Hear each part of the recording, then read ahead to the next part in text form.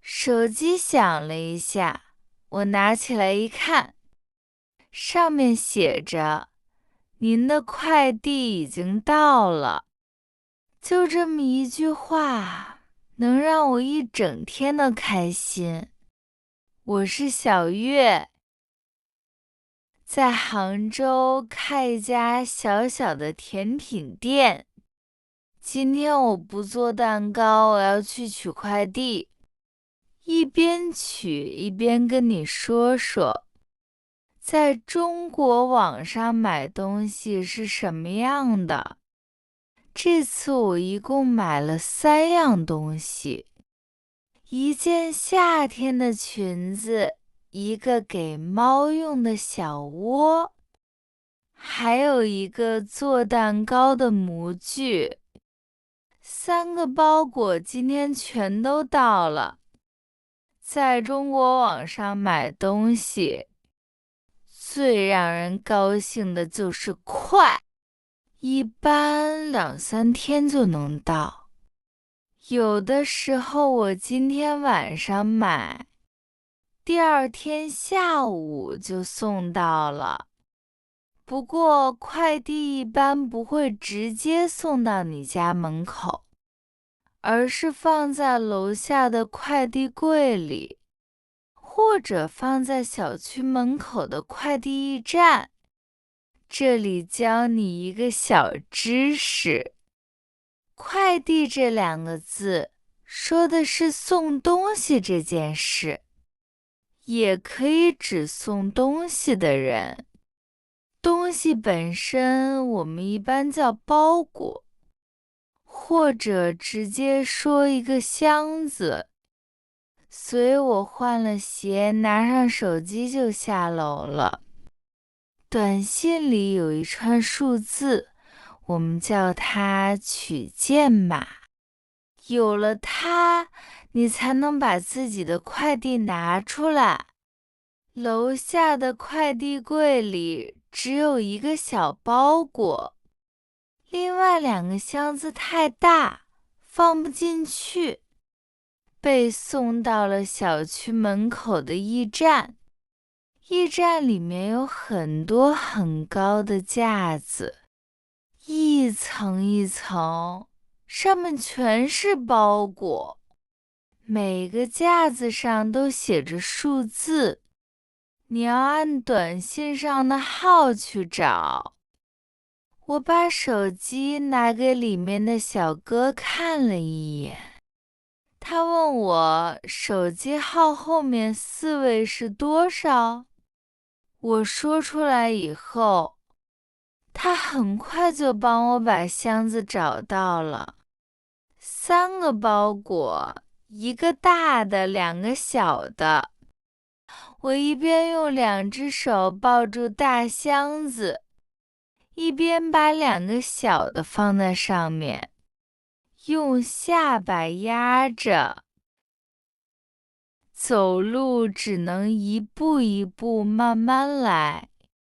上楼的时候，我一直怕箱子掉下来。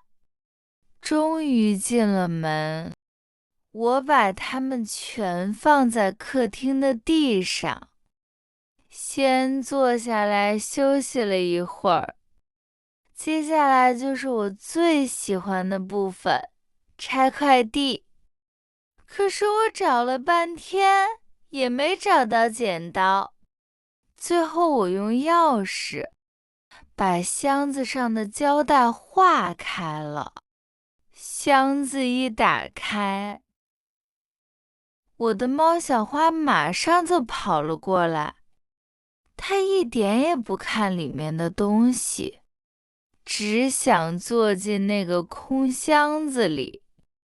第一个包裹就是给它买的那个小窝，又软又暖和。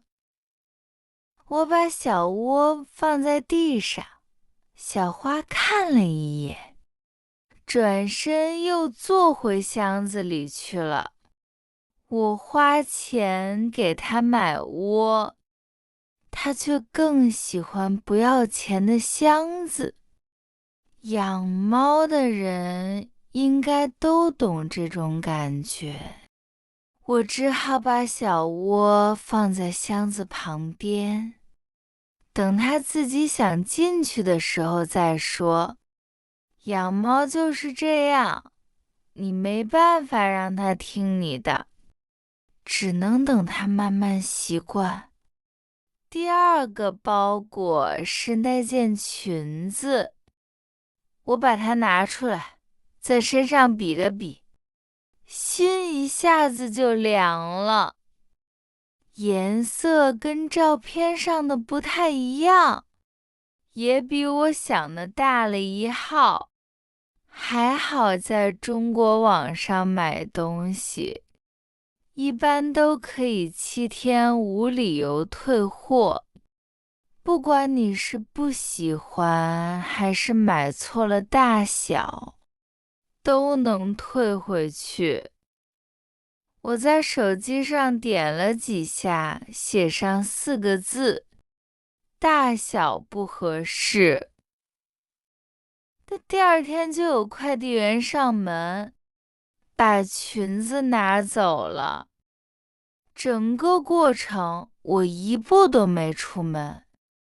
第3个包裹最小，是我做蛋糕要用的模具。我把它洗干净，放进厨房的柜子里，明天就能用上了。拆完以后，我看了看客厅，地上全是纸箱、塑料袋和纸。买的时候只要1分钟，收拾起来却要半个小时。我把纸一张一张收起来，正要去拿那个最大的箱子，一低头，发现小花已经在里面睡着了。它睡得那么香，肚子一起一伏，我实在不想把它叫醒。好吧，那这个箱子就先留着吧。其实现在网上买东西真的太方便了，想要什么，手机上点一点，过2天就送到楼下，连门都不用出。可是我也发现，太方便有的时候也不全是好事。买的时候很开心，拆的时候更开心。可是家里的东西就这样一点一点变多了。最后教你3句最有用的话。第一句，我来取快递，取件码是这个。第二句，麻烦帮我放在门口，谢谢。第3句，我想退货，大小不合适。好了，我要去把地上剩下的纸箱收拾一下了。谢谢你今天陪我一起取快递、拆快递，我们下次再见。